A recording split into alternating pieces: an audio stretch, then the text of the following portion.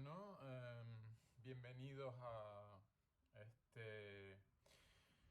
primer videoclip. Voy a intentar, en lugar de hacer vídeos largos sobre Kant, en primer lugar, luego haré otro sobre Marx y sobre Nietzsche. En lugar de vídeos largos, hacer pequeños clips de 10 minutos máximo de duración, intentando que se ajusten en lo posible a los 5 minutos. Bien, estamos aquí en el despacho de mi casa, donde me siento muy cómodo y donde tengo enfrente de mí los apuntes que ustedes van a tener a su disposición en EVAGD y que les recomiendo que los impriman porque siempre es más fácil hacer anotaciones sobre el mismo texto según yo vaya comentando el texto, aunque voy a ceñirme lo más posible a él. Empezamos pues con el problema del conocimiento en Kant, unos apuntes que yo hice públicos a mis alumnos el curso pasado, al alumnado el curso pasado, en marzo del año 2020, justo en el momento en que nos confinaron. Bien, estos apuntes comienzan como debe ser en todo filósofo moderno, por una epistemología, por un estudio de la epistemología del autor en cuestión. El autor en cuestión es Immanuel Kant, filósofo alemán de la época en la que Alemania aún estaba dividida, pues habría que decir de forma más precisa, filósofo prusiano, de Königsberg, ciudad que actualmente es Kaliningrado y que se encuentra casualmente en Rusia, en fin, casualmente. Es un puerto importante, siempre fue una ciudad importante por su puerto,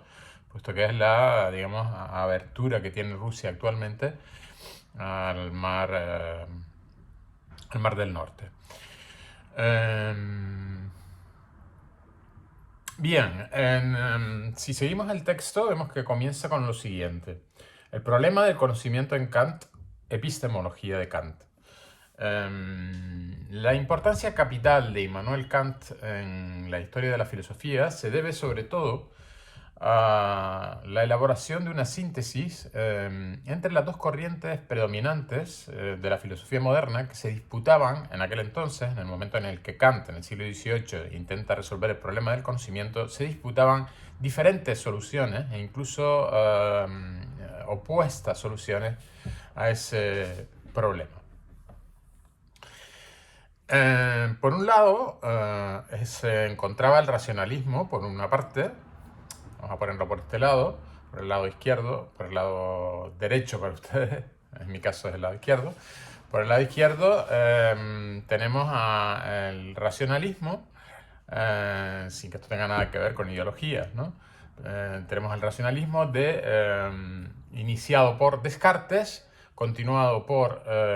Leibniz, un alemán que escribía curiosamente en francés, porque en esa época, al principio de la época de la Ilustración, el francés era algo así como la lengua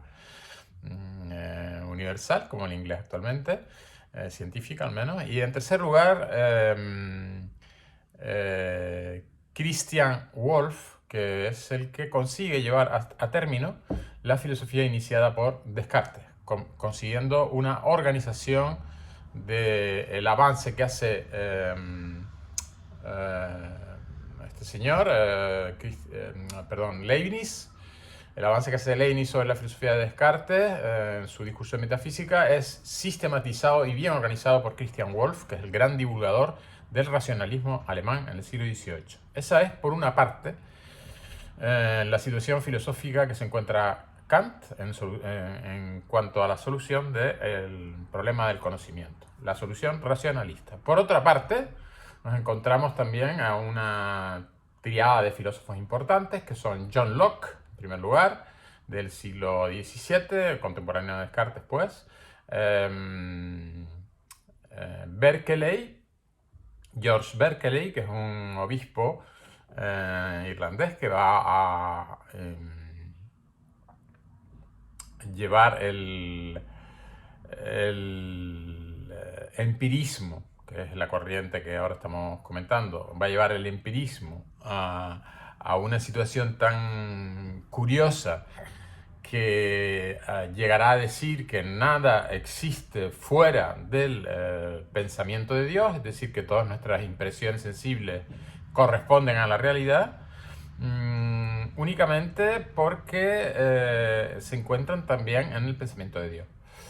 Es curioso porque evidentemente Berkeley, al ser un obispo, pues lógicamente está muy interesado en salvar a Dios y a la metafísica teológica de la quema empirista.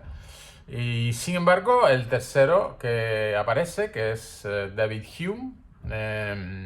va a hacer una crítica radical de la causalidad, que era precisamente uno de los conceptos que permitían desde Aristóteles hacer una demostración de la existencia de Dios.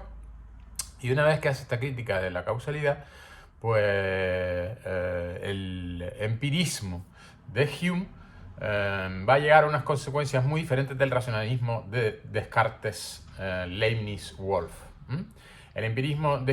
si el racionalismo acaba con un árbol de conocimiento en el cual la metafísica se encuentra en sus raíces como pretendía Descartes,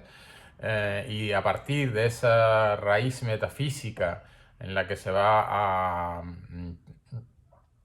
afirmar y a demostrar, a hacer una pretendida demostración de la existencia de Dios, de la inmortalidad del alma humana, del funcionamiento general del ser en el mundo como un todo, es decir, en el universo. Si esa es la postura racionalista, que considera que todo ese tipo de conocimientos, ya sean sobre seres suprasensibles o sobre seres sensibles como el mundo de la naturaleza, requieren elementos a priori, y esas ideas o elementos a priori son los que le dan solidez, universalidad y objetividad al conocimiento en la corriente racionalista. En la corriente empirista, en cambio, se llega a un escepticismo, es decir, a una duda sobre si, a una afirmación de que no se puede bien superar la duda sobre si podemos llegar a alcanzar conocimientos que sean absolutamente verdaderos, universales y necesarios. Para Hume, salvo lo que él llamará relaciones entre ideas, que son la lógica, la matemática y cierto tipo de conocimientos como las definiciones que aparecen en los diccionarios, todo eso son verdades de razón, pero que no nos explican nada sobre si existe verdaderamente un mundo fuera de nuestra cabeza, son como verdades de razón que organizan nuestra cabeza. Ahí sí se pueden encontrar verdades universales y necesarias, incluso en el empirismo, como en el racionalismo, pero desde que uno intenta hablar, no digamos de entidades suprasensibles como Dios, el alma inmortal, etc., el empirismo de Hume dirá que no hay posibilidad alguna de establecer una verdad en ese terreno. Y por otra parte, nos encontramos el tipo de conocimientos de la física, de la biología, de la química, de la ciencia natural en general, denominada entonces filosofía natural o física, que para Hume, así como en Descartes estaba garantizada su objetividad gracias a la base, la raíz a priori de la que todos los demás conocimientos emanan, en el empirismo, ya que no existe esa raíz a priori, puesto que se considera que únicamente hay conocimiento a posteriori, después de la experiencia, por eso empirismo, de empiria, palabra griega que significa experiencia.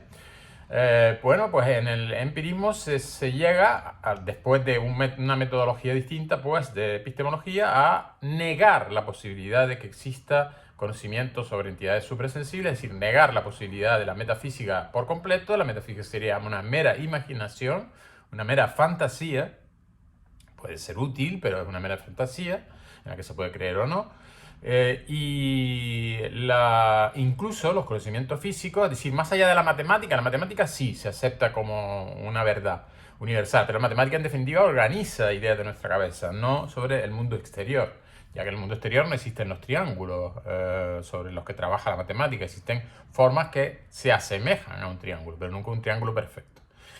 Por ejemplo, ¿no? Una esfera perfecta, un círculo perfecto, una línea perfectamente recta, un punto sin extensión. Eso evidentemente en el mundo sensible no existe. En el mundo físico no existe. Bien, pues así como el empirismo va a aceptar que ese tipo de conocimientos pueden ser verdades universales y necesarias, sin embargo, desde el momento en que hablamos del mundo exterior, exterior a nuestra mente, si nuestra mente es esta pantalla, pues el mundo que está fuera de esta pantalla, que es la que a nosotros nos permite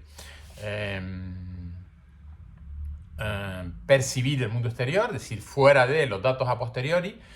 nosotros no sabemos lo que hay. No podemos afirmar absolutamente nada de seres supersensibles y de los seres sensibles que están dentro de la pantalla, ya que no tenemos elementos a priori como raíces que vayan a sostener el árbol de los conocimientos físicos. Ni siquiera los conocimientos físicos en Hume son conocimientos universales y necesarios, son simplemente conocimientos más o menos probables, según el grado de potencia de la inducción, es decir, de la generalización a partir de datos experimentales. Cuando uno tiene muchos datos experimentales que repiten la misma situación, uno puede creer con bastante confianza en que el universo va a seguir comportándose de esa misma manera y por lo tanto poder hacer una ley. Bien, aquí acabamos este primer clip que pretende mostrar la diferencia entre las dos grandes corrientes en las que Kant se va a ver inmerso y que son las que él va a pretender fusionar o combinar o superar en su idealismo trascendental.